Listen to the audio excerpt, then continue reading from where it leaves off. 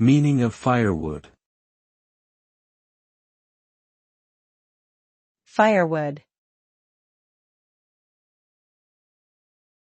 Firewood.